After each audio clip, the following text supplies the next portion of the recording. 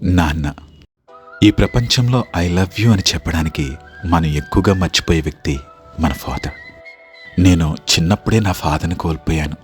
నేను నా బర్త్డే చాలామంది విష్ చేశారు, కానీ నువ్వు లేని లోటు ఎవరూ తీర్చలేరు నాన్న. నువ్వు ఉంటే బాగుండనిపిస్తుంది నాన్న.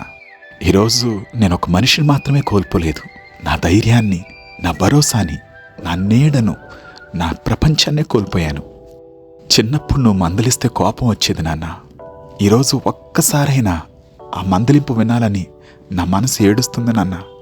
నీ చేతిని పట్టుకుని నడిచిన రోజులు అయిపోయాయి, కానీ ఇప్పుడు నీ జ్ఞాపకాలను పట్టుకుని బ్రతుకుతున్నాను నాన్న. ఎంత డబ్బు సంపాదించినా, ఎంత పేరు తెచ్చుకున్నా వెల్ డన్ మై సన్ అని చెప్పే ఆ ఒక్క గొంతు తిరిగి వినిపించదు. ప్రతి విజయానికి నా కళ్ళల్లో ఒక కన్నీటి బొట్టు ఉంటుంది. ఎందుకంటే ఆ చప్పట్లు కొట్టాల్సిన వ్యక్తి ఈరోజు నా పక్కన లేరు. ఈ మాటలు, ఈ వీడియో చూస్తున్న ప్రతి వ్యక్తికి నేను వ్యూస్ కోసం లేకపోతే మీ లైక్స్ కోసం చేసేది కాదు. ఇది నేను అనుభవించే బాధ.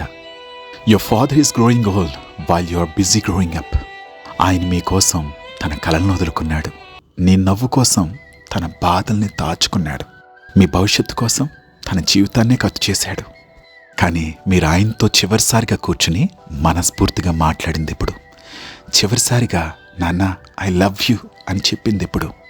ఒక్కసారి వెళ్ళి ఆయన గట్టిగా హత్తుకోండి, ఆయన చేతిని పట్టుకోండి, ఆయన కళ్ళల్లోకి చూసి చెప్పండి, థ్యాంక్ యూ నాన్న, everything I'm today is because of you.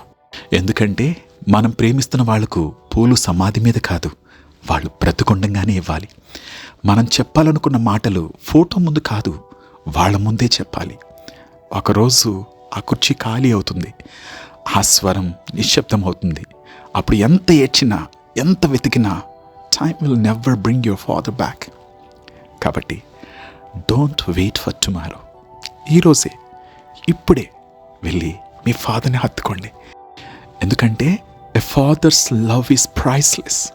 And one day you'll give anything in this world just to hear him call your name.